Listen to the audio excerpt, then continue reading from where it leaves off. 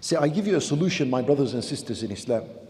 Whenever you approach to commit a sin, there is most definitely and always, and you'll agree with me, a noise in your head that is telling you Allah is watching. Most definitely. If you don't have that, then you're not a believer. Every believer believes that Allah sees him. No one is in denial of this fact. And this type of feeling and noise that's in your mind and body and soul at the time when approaching a sin, and Nabi sallallahu alayhi wa sallam refers to it in the hadith as وَاعِظُ اللَّهِ فِي قَلْبِ كُلِّ مُؤْمِنٍ. It is the warner of Allah that exists in the heart of every believer. That's Allah's warning in your heart. That's how Nabi sallallahu alayhi wa sallam described that feeling. I tell you something. When you approach to commit a sin, what you need to do not silence and suppress this noise and feeling. Rather take advantage of it and bring it aloud to your body and onto your tongue. Take advantage. When you approach a sin, say Allah watches over me. Say it aloud. Don't bury it. Say it aloud right then and there. It doesn't going to cost you anything.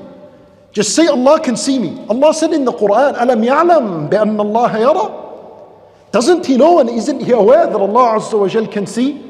At that moment, answer Allah. Say, yes, I know that you can see me. Allah Azza wa Jal, He says, يَسْتَخْفُونَ مِنَ النَّاسِ وَلَا يَسْتَخْفُونَ مِنَ اللَّهِ. They hide away from Allah and they hide away from people, and they do not hide away from Allah. وَهُوَ مَعَهُمْ.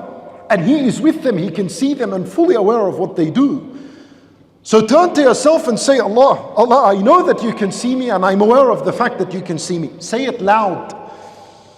Yusuf alayhi salam, when the woman approached him and said, Hayta lak, she locked the doors, she shut them, she sealed them tightly, and she said to him, I'm prepared for you. Hayta lak, Allahu Akbar. Imagine that. Well, what's more than this as a fitna?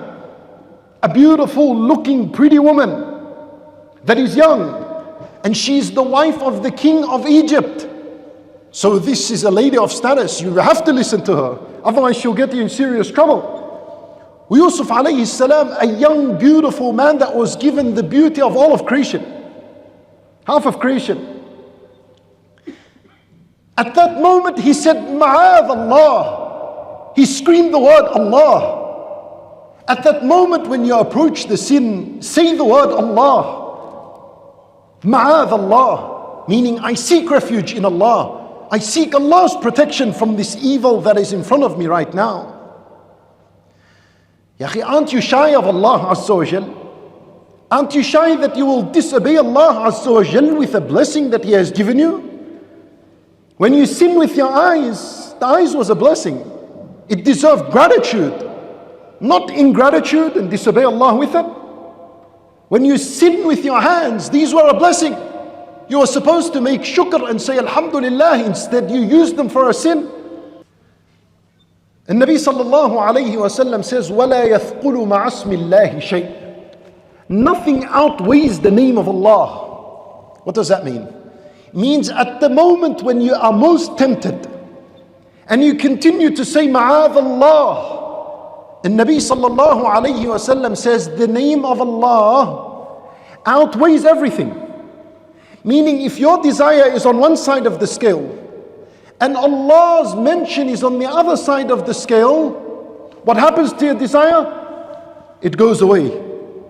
It cannot weigh with the name Allah. So very soon you will find that your heart overcomes the desire and overcomes the sin, because it's impossible. If you say Allah, Ma'adh Allah, with a firm heart, with honesty and certainty and sincerity, the thing that you're comparing it with and you're fighting, using it to fight, is the desire, the sin. That'll go. It'll evaporate. All of a sudden you'll find yourself, Alhamdulillah, I overcame the sin.